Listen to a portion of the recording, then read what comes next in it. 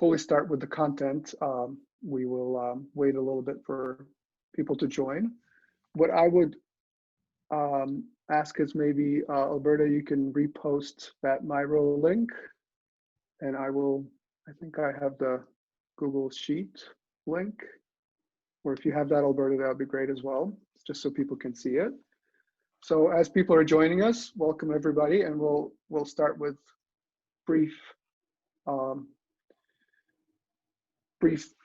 2-minute presentations from the panelists in a moment. I just want to give people a chance to join. But if you're here and if you see the link to either the Miro board or the Google Sheet, then please take a look. As far as some product out of this meeting, we will keep notes in one of those two, whichever people are comfortable with.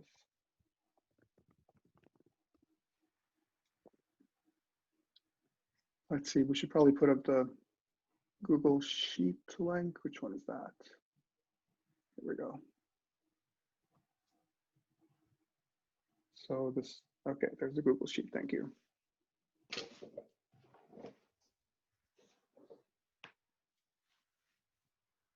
So I think we should give people a couple minutes to join.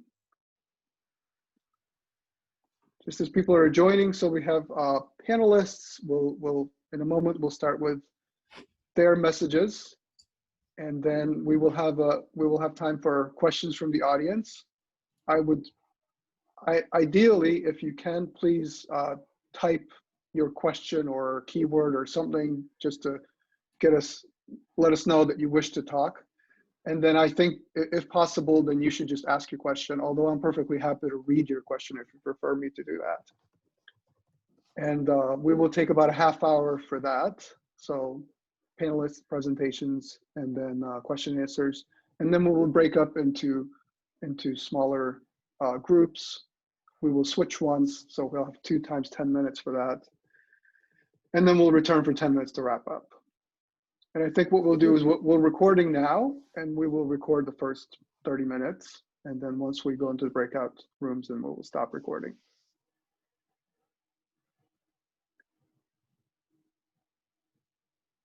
So I'm trying to see, we have 24 people here. Christy, are we, so people still in the waiting room, or, oh, Christy, you're muted, so. Sorry about that. I was working on the breakout rooms. So yes, anybody in the waiting room now, we just let the last person in. So if you want to go ahead and get started, I'll just keep watching. Okay, thank you. Okay, well, welcome everybody. I'm Andrew Kuhn. I'm the Interim Vice President for Conferences for SIGCHI. And we're here to discuss virtual conferences because 2021, we'll see a lot of them. And so what we were hoping to do is that a group of panelists will talk briefly about their experiences having run conferences in 2020. And I asked each of them to give us a 2-minute, very brief presentation statement, one message that they would like you to know. And after that one message, we'll go to the next panelist, and then we'll go to your questions. And once you have once we have these questions discussed for about the first half hour, then we'll go into breakout rooms, and you'll have more of an opportunity to talk to people. So let me give you my one message, which is about budgets. And so a lot of the questions do come up with budgets. And the one thing that I would like to remind everyone is that the SIGCHI policy for overhead on virtual conferences is that the overhead should be the last approved overhead from a physical conference, in contrast to calculating the overhead from the current budget. And the idea is that as a community, we would like to stay, financially, basically we want to make sure that financial resources we have are there, and we don't run into losses over and over and over with 24 conferences over multiple years. So some of the conferences will end up with very small budgets. So when you calculate an overhead on a very small budget, you get basically money that really doesn't cover things like the PCS, CVent, the various programs that SIGCHI runs, the fact that we have digital library, the fact that we do have ACM support for all of our financial needs. So that's the reason that we instituted this policy. And so you can talk to me and I can tell you what this last number was from 2019 probably. And so if you have any questions about that, I'm more than happy to talk about it. But with that, I'll get started with our panelists. So first person that I see is Shadan. So maybe Shadan, you can get us started. Yeah, thank you, Andrew, and hi, everybody. What I wanted to talk about is social engagement in the conferences, and because I've been looking into these IC conferences as a platform for networking, basically, and I think social engagement and get to know people is very, very important in that case. And I've been trying a lot of VR spaces.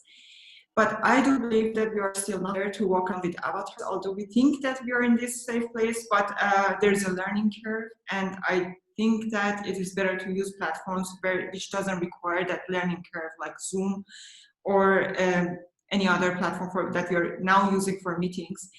Also, we don't miss out on the eye contact, on the gestures, getting to know people, seeing them and recognizing them right away, and so on and so forth. Do I have time for one more point? Okay. Absolutely. Great. And about the program of the conference, I think there needs to be space for breaks, for coffee breaks, and like 6 special interest groups for such events, or workshops are also important places that people gather together, talk about the topics that they want to talk in a face-to-face manner to actually increase the engagement between the participants of the conference. Thank you. Thank you, John. David, do you want to go next? Sure. Hi. Thank you, Andrew. My name is David Yang. I'm the General Chair for the Auto UI 2020 conference. Originally, the conference was going to be held in Washington, D.C. in this past September, but due to the COVID-19 pandemic, we converted into a virtual conference. And Shadan was served as one of my technical committee co-chair. I think one takeaway message I would like to share with all of you that's really kind of planning for a virtual conference in 2021, and I did see a lot of questions related to that, is about level setting. And what I meant by that is you are not going to replicate the same experience in a virtual conference as you will have in a in-person conference. I think by level setting, you can avoid a lot of confusion and disappointment for people. When we made a decision to convert it into a virtual conference from in-person, what we did was basically I need to pretty much reset the whole organizing team. And fortunately, most of the team members, including a few of here, decided to continue to support the Auto UI 2020 virtual conference. But throughout the planning process, we continue to have these questions, how to have more interaction, how to do things, how to do this, because the previous in-person conference did this and that. And I think that's one thing as you are leading a virtual conference in 2021, you need to have that in mind and share that with your co-organizer to make sure that you can provide certain aspect of the experience. But when you see person in a Zoom or some sort of virtual platform, that's not going to be the same as in person. So I think, and again, that impact how you design the program, how you slot out the session, how you do the coordination. So I think really for me is just I want to share that message with all of you who's thinking about planning, who are planning a 2020 virtual conference. Thanks, Andrew. Thank you. And I see that we have new people, so welcome. Maybe Alberta, if you can reshare those 2 links. Just for those who just joined us, we have 2 ways to keep track of ideas for later. And Shamsi, would you like to go next? Sure. I'm Shamsi Iqbal. I was the WIS 2020 General Co-Chair, and David said a lot of things that I was going to say. So we were also scheduled to be in person in Minneapolis, and we were also co-located with CSCW 2020. Matt Bitts is also here, who was a co-chair of CSCW. And so our conference was supposed to happen in October 2020. Around April, end of April, we decided that we wanted to go virtual. And at that point, it wasn't entirely clear that we needed to go virtual or not, but we just wanted to be safe. And that was probably one of the best decisions that we made, because a virtual conference took a lot of planning that we didn't necessarily anticipate. Again, we had to revamp our organizing committee. One decision that we made really, I mean, helped us pull this off is appointing a technical arrangements chair that we call the Virtual Experiences and Operations Chair. And David Lindelbauer, who was in that role for us, is also on the panel. And what that role focused on is kind of like setting up the whole technical environment for the virtual conference, because basically what we had to do is completely redesign the conference. And there were a couple of things that we really wanted to focus on. One is making sure that we are able to present the technical content. And for WIST in particular, the demos, the interactive elements are very strong. And we wanted to make sure that we bring that to our attendees in some form that they can actually experience it and see the in-depth technical effort that has gone behind those demos. So that was one challenge. The other one that Shadan mentioned is that we really wanted to make sure that our attendees are able to connect socially. Again, as David said, trying to replicate a physical conference experience in the virtual setting is difficult and almost impossible. And I think that that's one of the things that we also learned, is that we have to adapt, and the audience also adapts as they go through the conference. I mean, we made shorter days. We were very careful about the time zone. And so we wanted to make sure that, because now it is a virtual conference, we need to be as fair as possible to people. So we picked a time that wasn't perfect for anyone, but we tried to make sure that it wasn't too bad for anyone. So I think that that was one decision we made. We had shorter days, we had shorter presentations, because we knew that people won't be able to really focus a lot during, I mean, back-to-back presentations all day long. There are lessons that we learned, and I'm happy to share those in the breakout rooms as well. But I think that, again, the virtual conference is its own being, and I think that it's up to the conference organizers to figure out what is best for their particular version of the conference. Thank you, Shamsi. Matt, would you like to go next? Sure. My name is Matt Beets. I was the co-general chair of CSCW 2020 with Andrea Grover. And one of the things, I guess, that I'll follow up on, and Shamsi kind of talked about this a little bit, it mentioned it with the time zones, but one of the things we did that I would encourage you to sit down and think about early is Andrea and I actually put together, and we actually published this in a blog post, kind of a set of what our values were for the conference, what we wanted to happen, and what we wanted, where we wanted to prioritize, what kinds of things we really wanted the conference to be.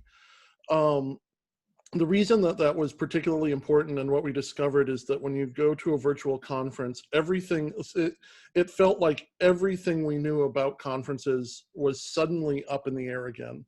Everything was a new decision because everything was open. There's all kinds of, you know, with the history of conferences, there's all kinds of learning that we've done about how we do these things, these routines, about how we recreate these organizations from year to year, and all of that went out the window. We had to start over, and, you know, sort of, what is a poster session? That's not a question you would normally have to ask, but suddenly you have to ask that question again. Go back to the very basics. I wanted to mention one other way that sort of values document guided us a lot, was there were a lot of decisions we had to make that we knew were not going to be necessarily popular decisions, and time zones was one of those. But we made a decision. We said that one of our really important values for us was to to create greater accessibility to the conference and to make it as equitable and open as possible.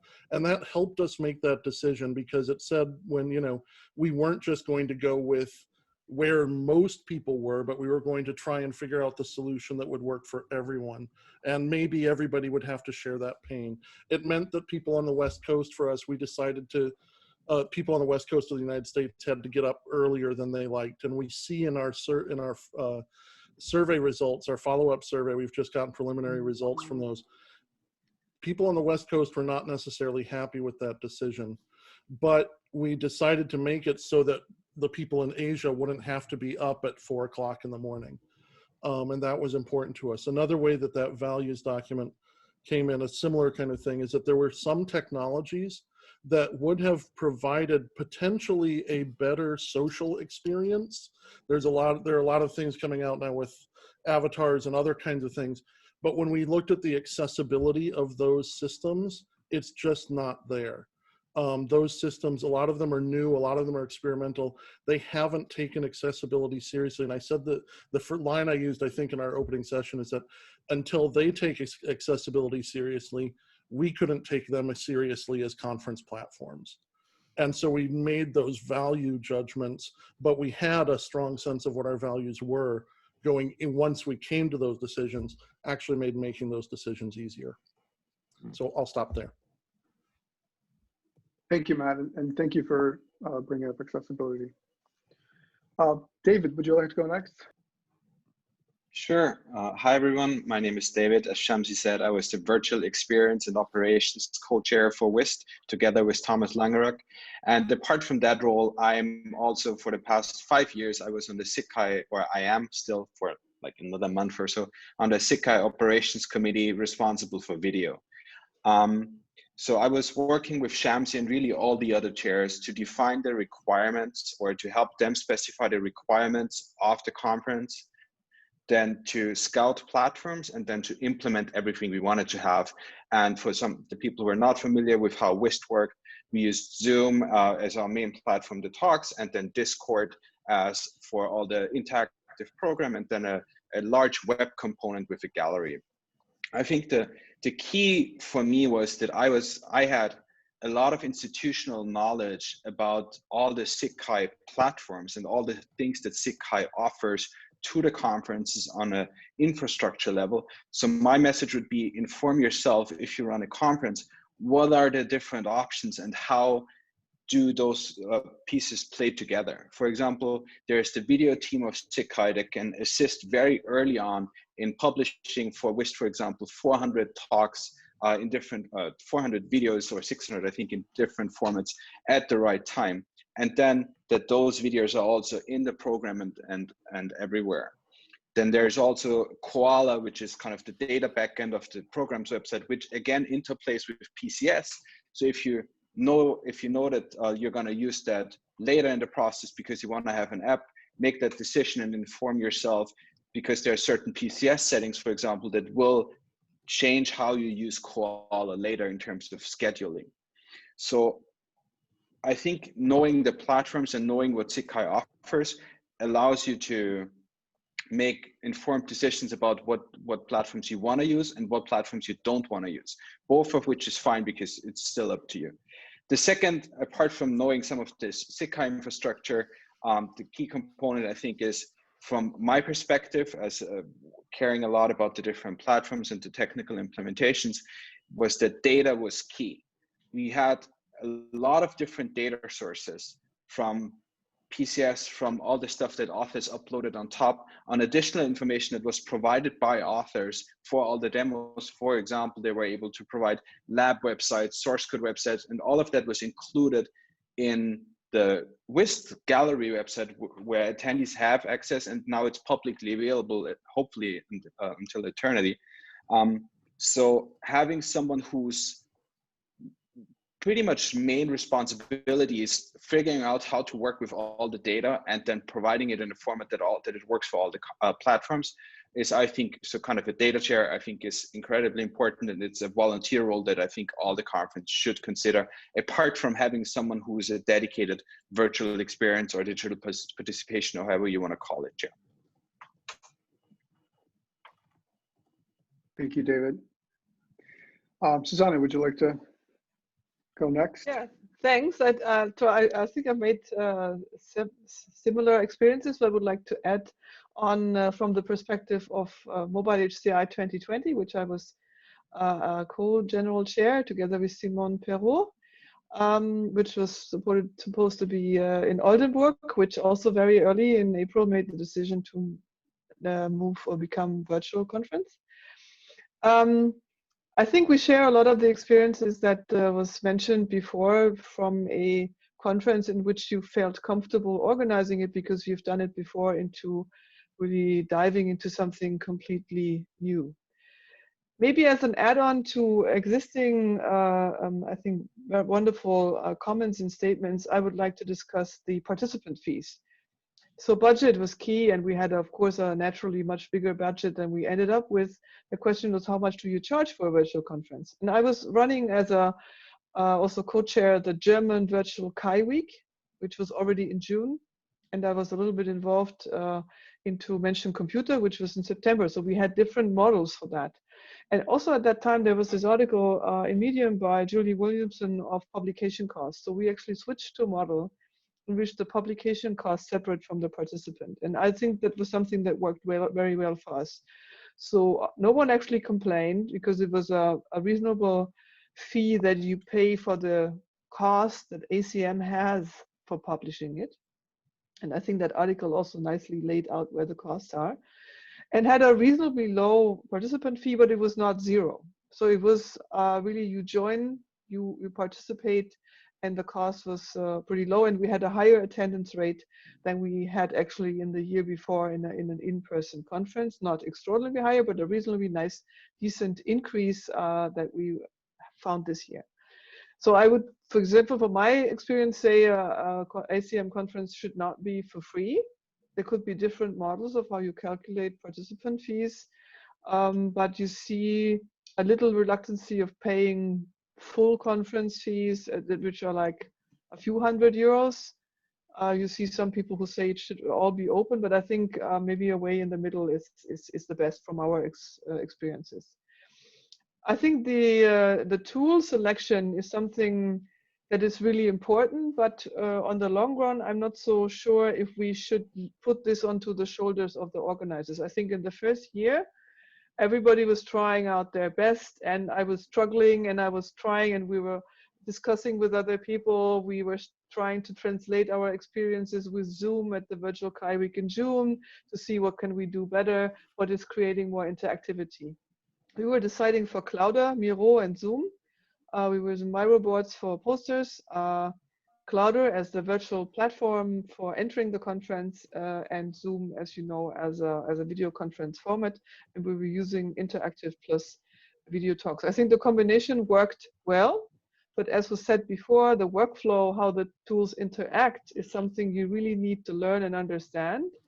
And my pledge is that sort of that in the future, if we continue doing this more, we, after this first, you do a better summary of what has worked and maybe give good recommendations of what is a good package for a conference of like 250 people and what is a good package for a conference with 80 people. There was just recently run the MUM conference, which was a much smaller event, which maybe have other opportunities than a medium-sized and a big one.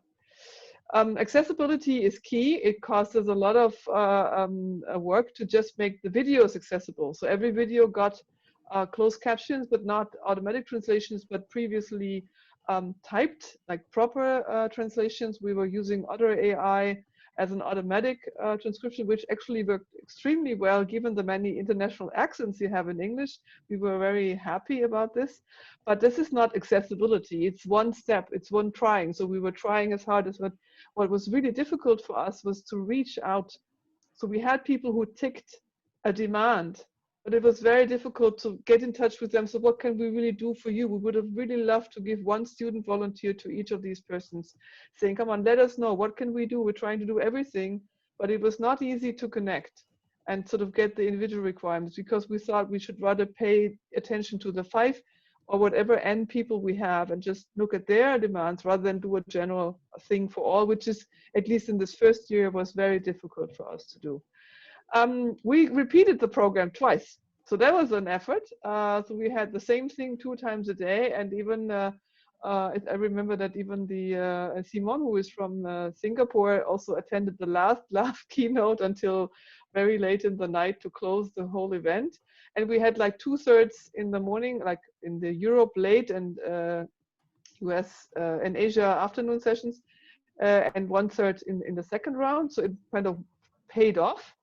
And maybe closing this, the amount of effort that is needed in rehearsals and needed in redundancy is enormous before the conference. So while you can do a lot of fixing in an in-person conference, still because you have student volunteers running around doing things, getting another microphone running, if you were not prepared for a virtual conference, you will fail. So that was, we planned for it, but it was an enormous amount, and we had even copies of all videos on several servers. We had 2 conference centers just in case someone has a power failure and you cannot run it. I think that was an experience we should maybe also share, that you really do redundancy and do a lot of rehearsals to make sure it looks as easy as this. Thank you. Thank you. So there are some questions, and I think we should take a look at those. I wanted to, as I'm looking at the questions, I did want to follow up on accessibility. So I know that accessibility is both, something that we all want to do and all want to do right, and then there's also the cost of it. So please make sure that the cost of it doesn't stop you, right? So we want to be open and accessible and make sure that our community can turn to us with issues and requirements. So if you have issues with your budgeting, talk to me and we'll make it work. Okay, so we don't want anybody not to be able to attend one of the conferences because of an accessibility issue, and certainly not, a financial issue preventing us from getting, for example, the extra student volunteer to help a person. So please make sure you talk to me if there's any concerns about that. Alexandra, you have a question about participant fees, and I know you're asking Susanna, but if I may jump in here, this just came up recently, and I think that's exactly where, in fact, the truth is there's no long-term financial solution for publishing and Packham other than the conferences. I mean, there isn't a source of money that covers that. So I think you have to tie, it seems to me that the way to do this is, in fact, some sort of a publication fee, perhaps at the conference, or something needs to happen, right? Because the truth is that there is, the money that comes in right now covers conference issues, right? So there isn't this separate source that says, and this will be so that we can publish. This is an add-on with mobile HCI. It was a complete package. It's just that we had a calculation showing them this is your attendance fee and this is your publication fee. We're like explaining it on the webpage, so you could still attract participants to your conference by saying, well, you still have to register, but you show that most of it is the publication fee, and there is also maybe a small share for the registration. You would still have these, I think we had 39 full papers and then some 70 posters. So we had a clear income from that, and we knew this would be a basic money we would have, and we still got some sponsoring. So I think for us, it was sufficient if we just have that, but we were making sure that the full paper authors and poster authors would have to pay much more than just a regular attendee, but it was a complete package price. Right, but the only difference is that for the Packham HCI, the authors are not required to show up at the conference at all.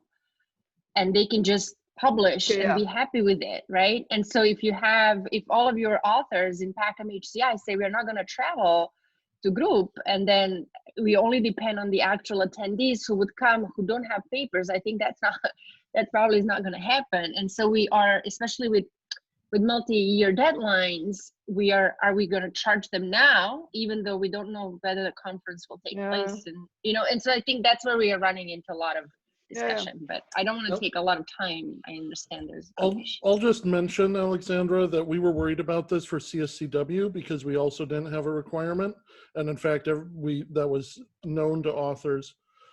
We had 7 out of 250 people decide not to Yeah, but participate. CCW is different. Group is small. Yeah, they're different levels, but Yeah. but I'm just saying it ended up being less of a problem than we had expected. Okay, all right, thank you. But Andrew, I might circle back on this with you for Yes, further discussion. happy to discuss. Yeah, All right, happy to thank you. discuss. Budget, Philippe. So let's say your conference budget for 2021 is $10,000. So the calculation is $1,000 overhead. But in 2019, your overhead was $10,000. So your overhead this year isn't $1,000, it's $10,000. Which means 100% of the budget. Yeah, basically, correct. Our overhead this year was, our calculation ended up being almost a quarter to a third of our budget. Okay. This way. Yeah. And also for CSCW, because all of the other costs came down, we're actually looking at moving publication fees as well out of separately. We did not do that this year, but when we calculated it, our publication costs amounted to about a third of the attendee registration fee. Mm-hmm. Okay, thank you. And I'm happy to talk to people individually. You know, I've spoken to many of you, or if there are budget questions, more than happy to discuss directly and dive into the budget.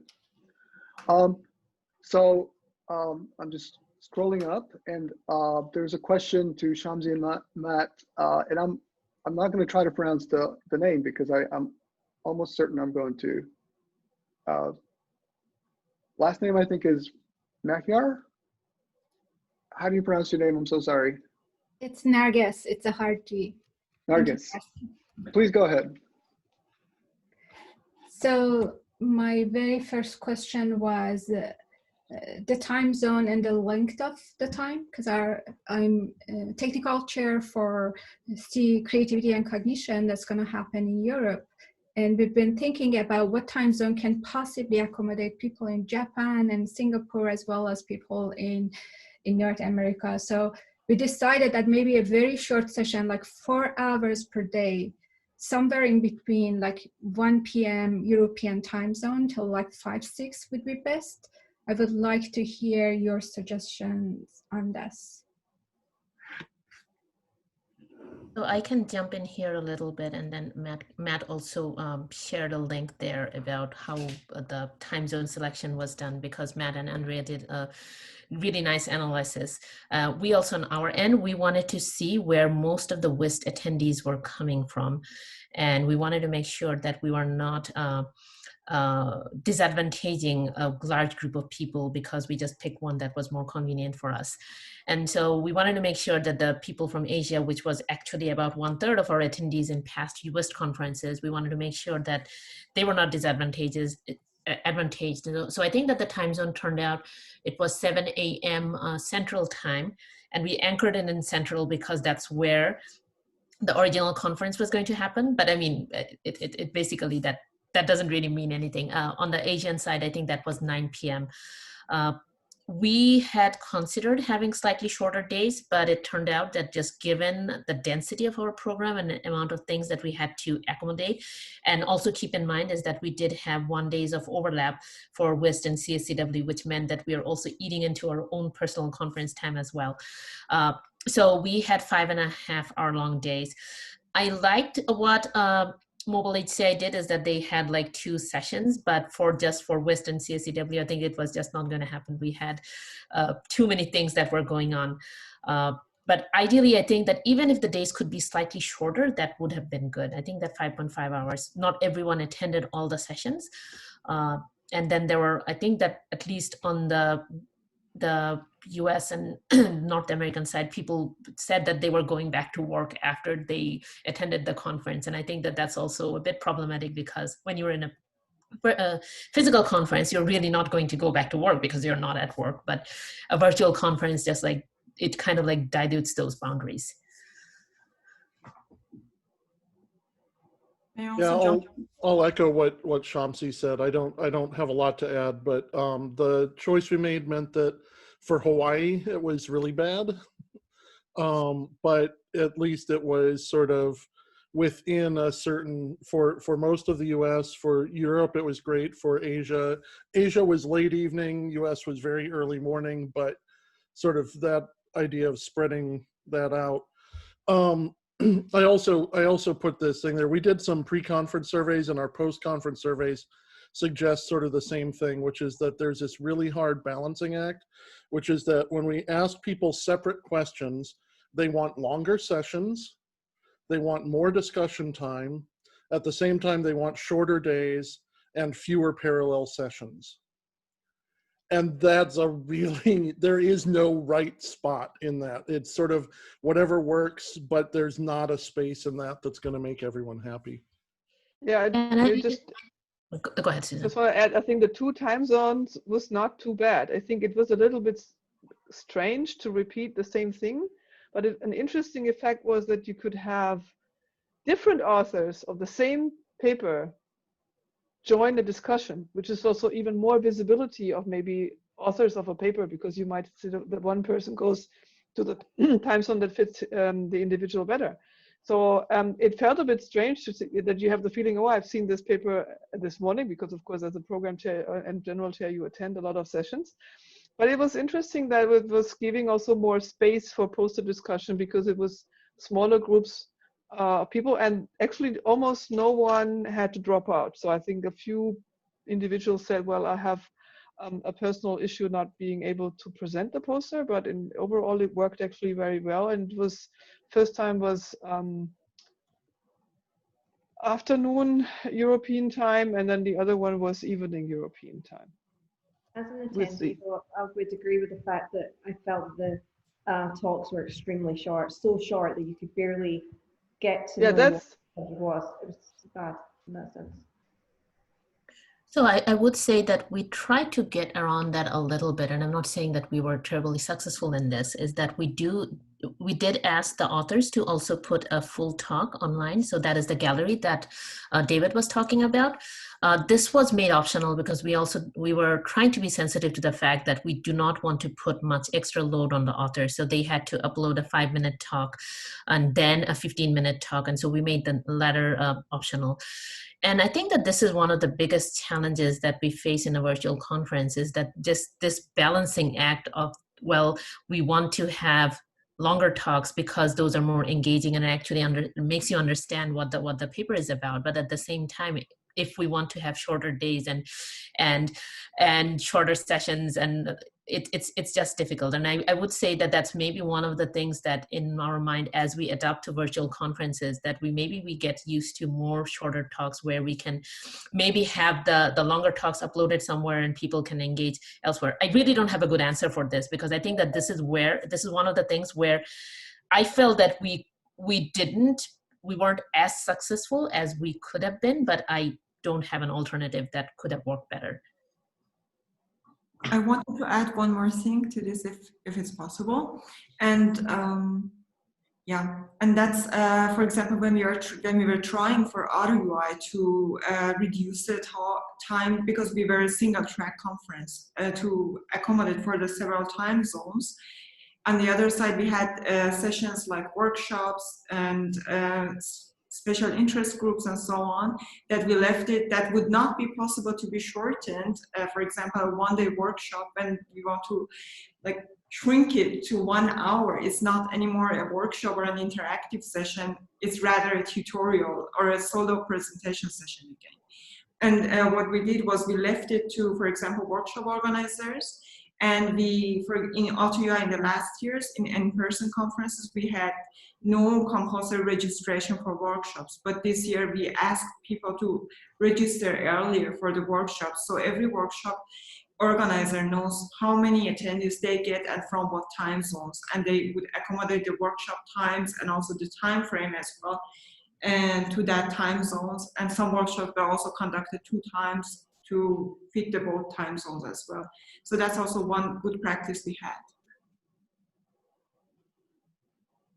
So, Lynn. Can I mention one more thing? Oh, go ahead. Sorry, go ahead. About the scheduling and the time zones, which is and this is a related issue. For CSCW, we made the decision to actually pay for professional support during the sessions. It actually helped us out in a lot of ways. We had a professional people there to play the videos, to manage the sessions, to deal with any problems that came up, helped work out and reduced the burden on our volunteers a lot. But it also meant that if we would have done a sort of 2 time zone thing, it would have doubled our cost for that part of our budget. And so that was another consideration for us. I think one thing that's also worth mentioning, and I wanted to ask both Lynn and Nargis, I guess, but one thing that Mobile HCI certainly we found is that you prepare for these talks differently because your session chairs usually, as a physical conference, know exactly what to do. They show up, they say, "Here's the speaker," they look for questions, and that's about it, right? I mean, you really don't. I mean, you should prepare, but honestly, if you don't prepare, it will still run okay.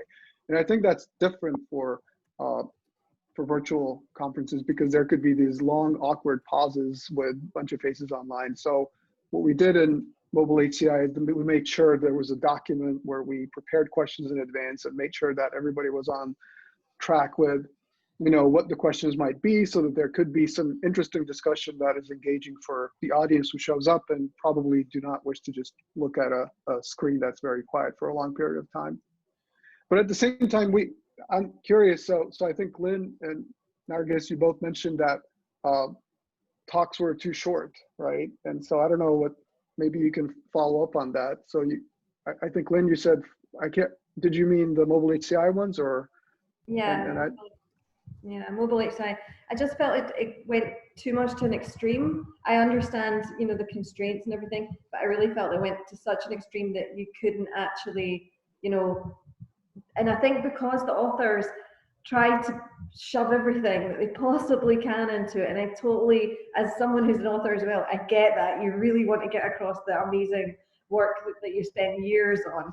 So, I mean, I think the thing is, I think we need to have a balance between trying to fit the folk into the time zones or whatever, with actually, this is an academic conference, this is about research, we want people to understand the work that we've done. I did think, you mentioned about the questions. I thought that was excellent. I really like that. Congrats to you guys for doing that. I thought that was really good because sometimes you do get those horrible pauses with the questions afterwards, and actually getting good questions was actually really useful. But like I said, I think the talks really suffer from getting just overly squeezed. Andrew, I want to follow up with what you said earlier about being prepared. I think that's another thing I want to remind all the folks who's planning for a virtual conference in 2021. I think, again, in a virtual conference, I think that cannot be overstated, is preparation. So for Auto UI 2020, basically the technical community co-chairs, they have sent multiple email to all the presenter about the order, about how to do this. The same thing for the poster co-chair as well as the workshop co-chair. I had 2 plenary sessions for Auto UI 2020. And prior to those sessions, I met separately with all the presenter and then kind of discussed about how we're gonna run this. We kind of think about the scenario, we find backup person in case somehow my Wi-Fi or internet connection is not working.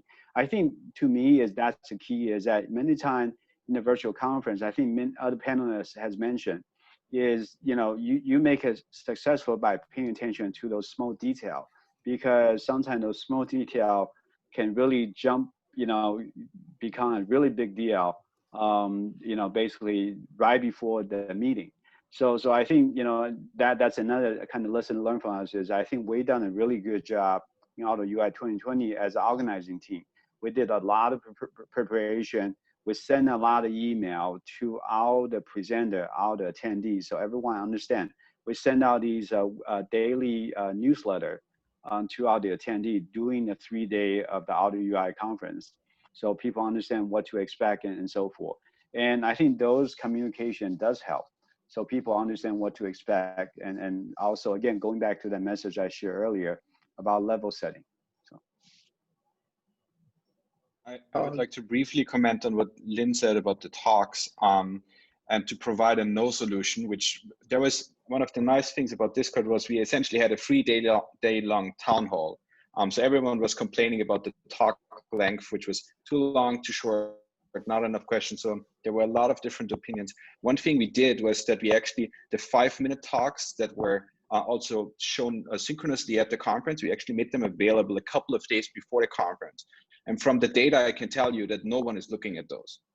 So one thing that is very important is to actually have, it seems like this synchronous viewing time where you first show the talks and then have Q&A or not, is the only way to make people watch talks, because from my experience, I can tell you, I'm not watching them before the conference, or I'm really not watching them after the conference. So the synchronous part, I think, is very important.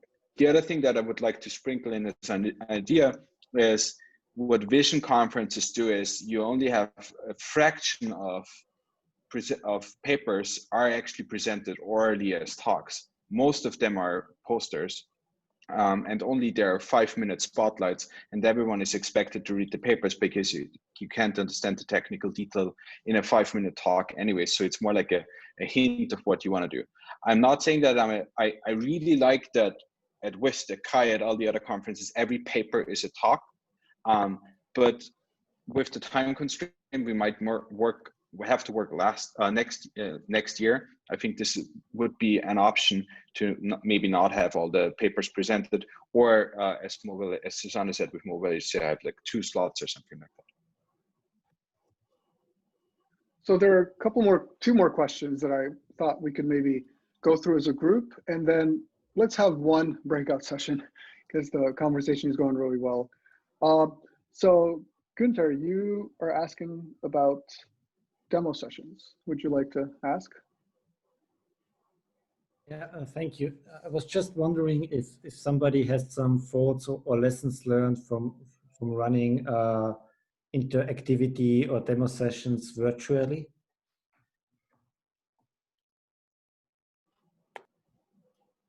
Auto UI 2020, we decided not to do any demo session because we feel that may not work too well. So that was actually one feature in Auto UI 2020 we dropped versus an in-person conference. So. Well, Mobile HCI was inviting demo submissions but this was after the announcement's gonna get virtual. We only got a few, so we mixed the demos with poster sessions, and for both, we decided to use breakout rooms in Zoom. So you would enter a session, then you get a 1-minute pitch of what this demo or poster is about. And then we were using the new option that you can choose your breakout room. So you would actually, as maybe even 2 or 3 people you know in the audience, walk from one room to the next one, spend a few minutes, and then as it was a small conference, you partly were not too many in the room.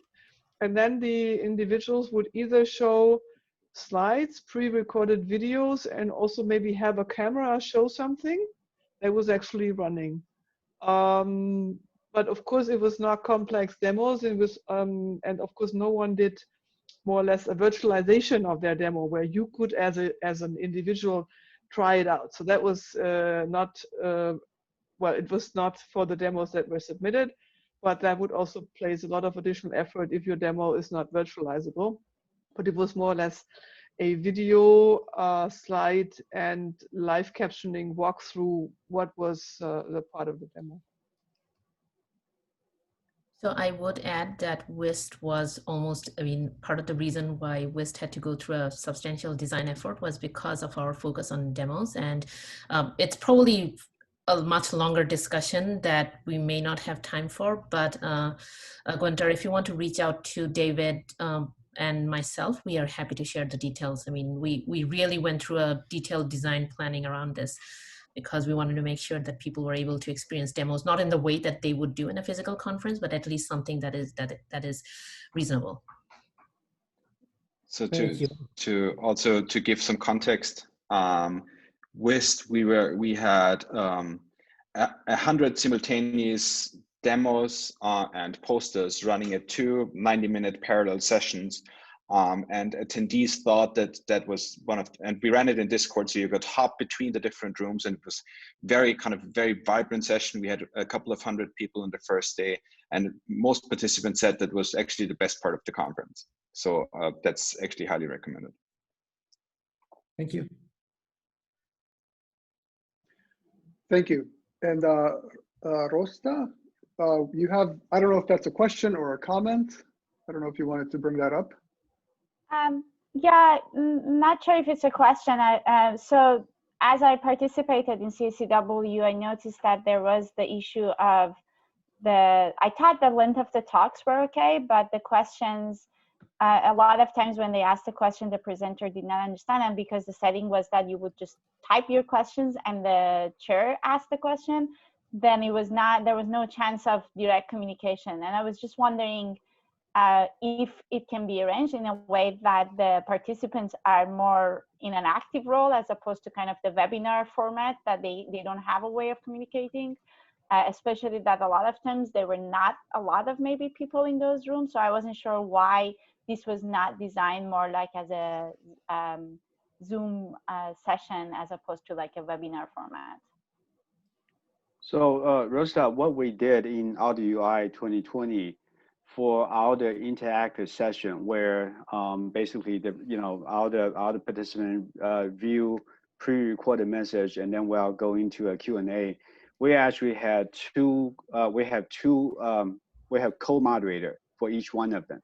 So what we did kind of overcome that is basically we have one main person running, kind of introduce our speaker, moderate the session, but the other moderator serving as a backup person. If if something went wrong, that person can take over. But also at the same time, that person is kind of managing basically out the chat box, and then try to clarify any question that may raise. And I think that having two people kind of serving in the role, and they coordinate prior to, basically without the presenter and so forth, and doing the session, I think that really helped a lot with make sure that everything is smooth.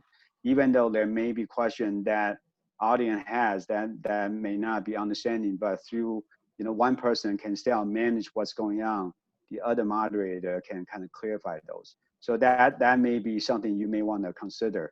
And obviously it does take more work to coordinate, but again, there's something that I think has worked well for us in Audio UI 2020. I want to respond. So, Rasta, and this is one of the things I'll reiterate what Andrew said, which is that the experience is actually really, really dependent on the chair. And we did, I popped around to different rooms and realizing sort of like how different that was if you had a chair who was used to moderating an online session versus a chair who didn't. So for example, the thing about people not being able to ask the questions directly was a chair choice. It was not it was actually, we gave chairs the opportunity and said that the best practice would be to see the questions that were there, but then to call on the people. We had the support to actually allow them to be promoted to panelists, to do all of that stuff. It turns out some of the chairs just didn't do that, didn't actually use the features and facilities that were available to them. They hadn't prepped, they hadn't read the instructions that we provided. We had similar issues. So, each of our sessions had a professional tech person, a chair, and a student volunteer. We also found some of the student volunteers hadn't done that work. And so I would say more training. The choice, we also had this choice, and unfortunately, Zoom has this thing where it's either a webinar or it's a meeting. There is no in-between space, and what we actually need is an in-between space, because the webinar has all kinds of advantages for us in terms of security and the way that it allows you to show certain things and to highlight people and to do that kind of work. One of the things that actually we gave chairs an option to do was just promote everybody to become a panelist so that you could see everyone, but we would still have the controls.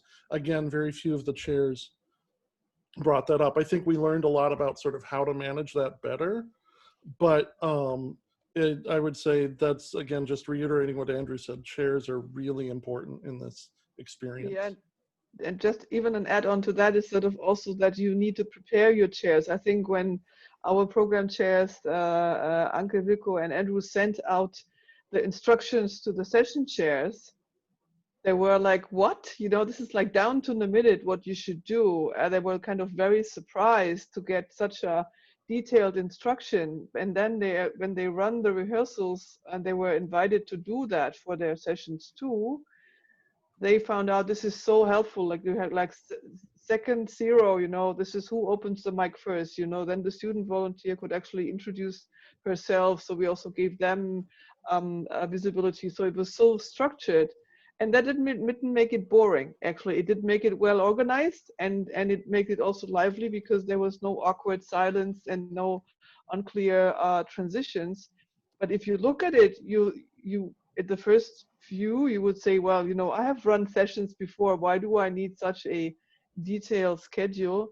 But I think that was very helpful and adds on to this preparation that people have to make, and even the chairs that were not used to having such a preparation of their session before the conference.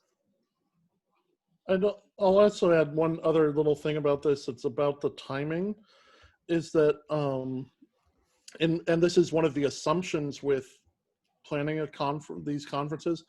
I realized, and in discussions with our chairs, our organizing committee, a lot of people there was a lot of stuff that people keep thinking, oh, I'll just deal with this at the moment, or when